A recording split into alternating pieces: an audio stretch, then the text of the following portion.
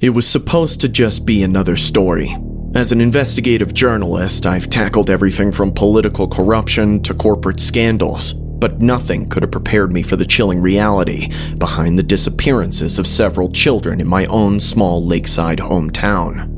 It began with whispers of a strange ice cream truck that roamed the streets, its music playing at odd late hours, and ended in a nightmare I could barely recount. The story first came to me from a distraught parent whose desperation to find their missing child led them to my office. Amidst their tears and fragmented stories, one detail stood out: the haunting melody of an ice cream truck that their child had followed moments before vanishing. Intrigued and disturbed, I drove around there, a quaint village with tree-lined streets that hid a sinister secret. My first evening there, I decided to track the ice cream truck. Stationed in a rented minivan, I waited as twilight deepened into night, until finally, the faint strains of a familiar jingle broke the silence. That's gotta be it. Time to see where this leads. I tailed the truck discreetly, noting its path and the stops it made in deserted areas of the neighborhood. The driver was a middle-aged man, his face partly obscured by a cap and a nondescript uniform. Following him over 5 more nights, I noticed erratic patterns, sudden accelerations, abrupt stops, and an unusual detour to the outskirts of town. The night I decided to confront him, my gut screamed to tread carefully. Armed with my recorder and a can of pepper spray, I approached him as he parked near an old abandoned warehouse. Excuse me, sir. I'm a journalist. Mind if I ask a few questions?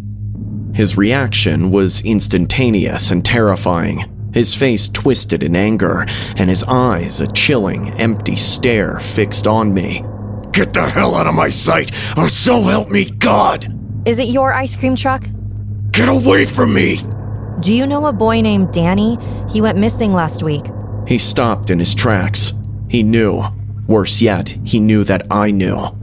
Before I could react, he lunged at me, but I managed to dodge and ran. He chased after me as I sprinted towards the warehouse in panic. The door slammed shut behind me as I entered, the echo of his enraged shouts following me into the darkness. Inside, the air was bitingly cold, and the faint smell of chemicals mingled with vanilla was nauseating. As my eyes adjusted, the horror of what this place was became clear. Ice sculptures. No, not sculptures. Frozen children, posed as if in play, surrounded me, their faces forever locked in silent screams. Oh my God, what have you done? I stumbled backward, my recorder falling from my numb fingers, all thoughts of the story lost to a primal urge to escape. But he was there at the door, blocking my only exit, his breath fogging in the cold air. "You wanted a story, didn't you? Here it is. I'm preserving the future. A new ice age is coming, and they will survive it, thanks to me." His ramblings were disjointed, the ravings of a madman lost in his delusion. He approached, a sick grin spreading across his face as he pulled a large, ice-coated chain from behind him. "You can join them, be part of the story, forever." The terror of that moment, the realization that I might not escape, was overwhelming. I pulled out my pepper spray and sprayed him, the mist catching him full in the face. He stumbled back, howling in rage and pain, giving me just enough time to run. My heart pounded as I dashed through the warehouse, searching desperately for another way out. My lungs burned as I raced through the labyrinthian warehouse, dodging between shadows and crates, the icy ground beneath my feet threatening to betray my escape at any moment. The psycho's enraged howls grew distant, but the echo in the vast frozen hall made it impossible to pinpoint his location. I knew he was disoriented, but not incapacitated, and every second counted. My mind raced, desperate for a solution, when my foot kicked against something hard and metallic on the floor. A flashlight. Seizing it, I flicked it on, the beam cutting through the darkness. The light revealed a rear exit, obscured by heavy curtains. My heart leapt with a mixture of hope and dread. As I reached for the curtain, a loud crash echoed through the warehouse. He was close, too close.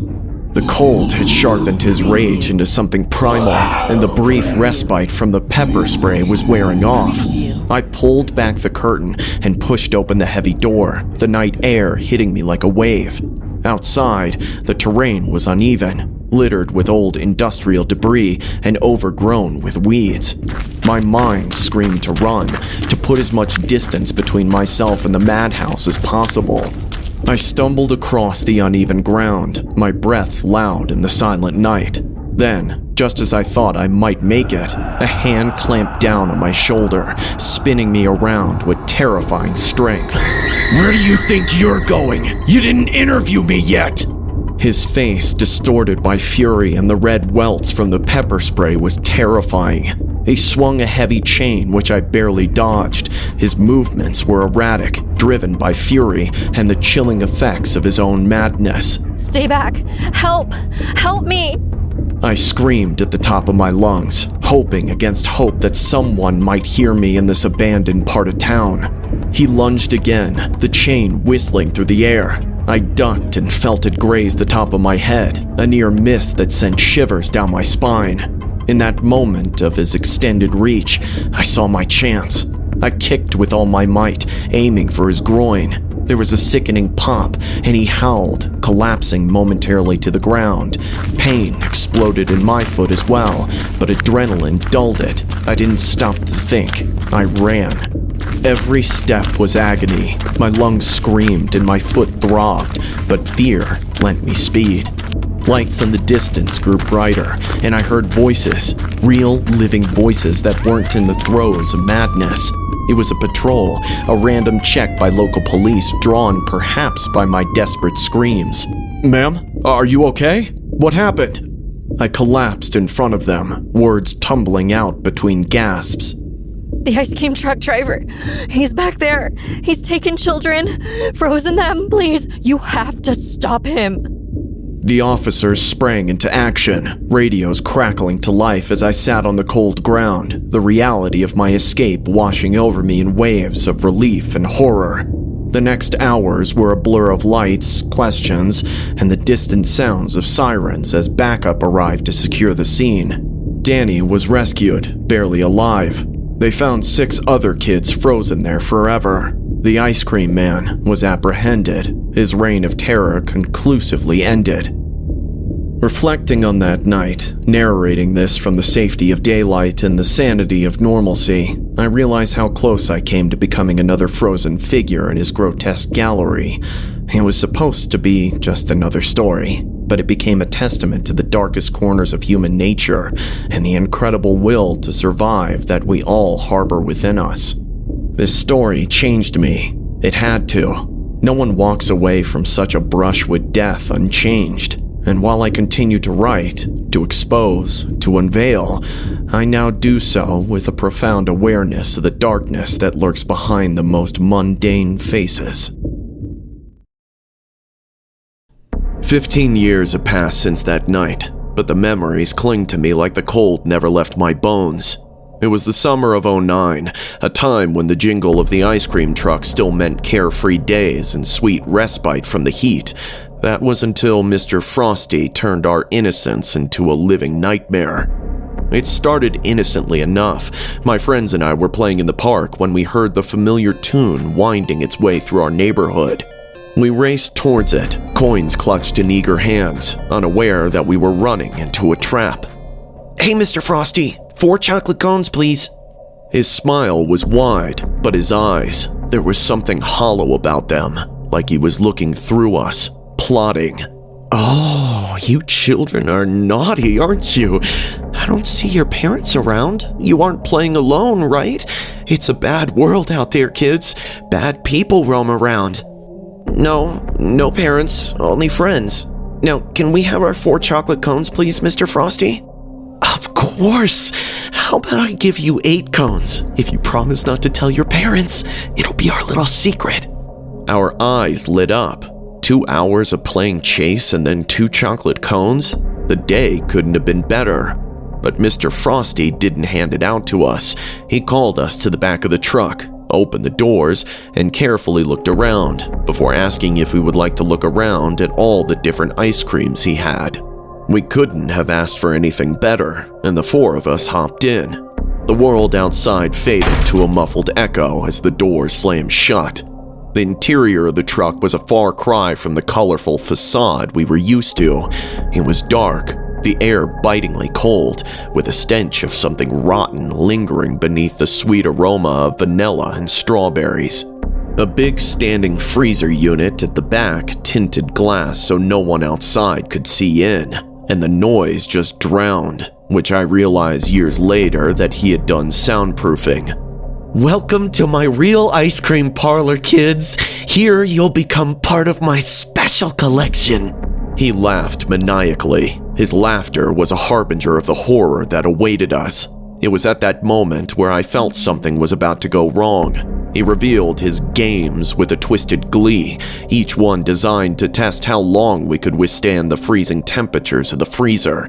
He promised us 2 ice creams at the end of every game.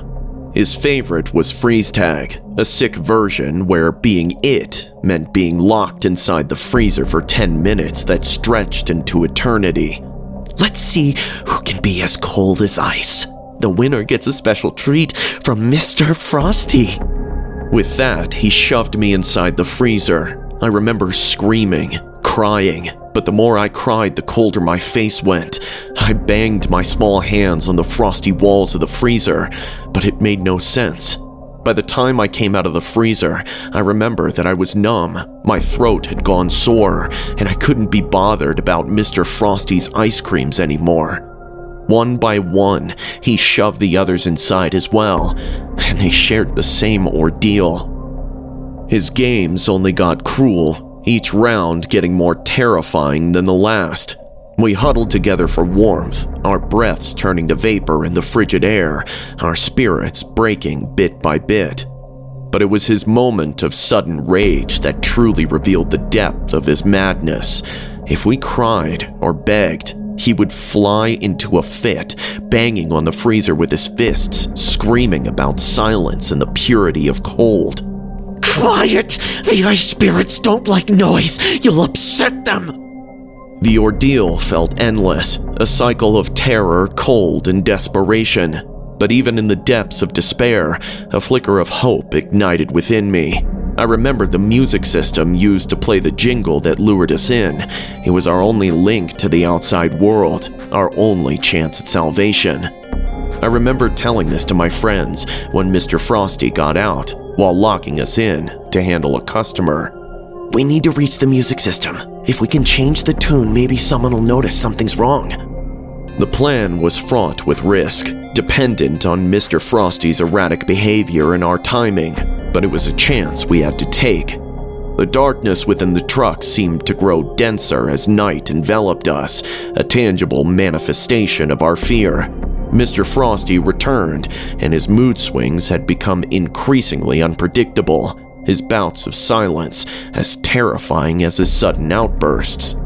When another customer arrived few minutes later, Mr. Frosty smacked at my face in anger, ordered us to stay quiet, and then went out.